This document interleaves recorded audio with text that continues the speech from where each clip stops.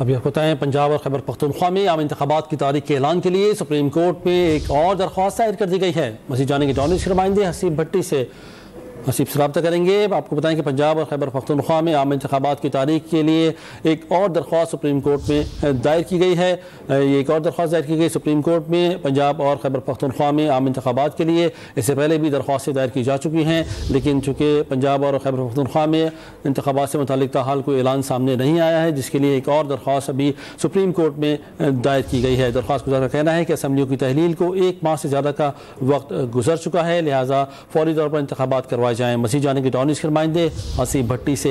हसीब बताइएगा, दरख्वास्त में मज़ीद क्या इस्तदा की गई है? देखिए, सूबाई आम इंतखाबात की तारीख के ऐलान के लिए सुप्रीम कोर्ट में जो नई दरख्वास्त दी गई है, ये दोनों असम्बलियों के स्पीकर यानी कि पंजाब असम्बली के स्पीकर सत्तान खान और वहाँ के जो केपी के असम्बली के स्पीकर हैं अब्दुल गनी, उनकी जानिब से दी गई है।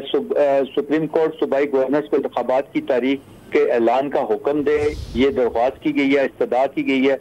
अपनी दरख्वास्त के अंदर असम्बलियों की तहलील को 1 माह से ज्यादा वक्त गुजर चुका है। गवर्नर आइन के मुताबिक इंतखाबात की तारीख का ऐलान नहीं कर रहे। इंतखाबात कराना इलेक्शन कमीशन की जिम्मेदारी है। दरख्वास्त में सूबाई गवर्नर इलेक्शन कमीशन सदर पाकिस्तान को फरीक बनाया गया।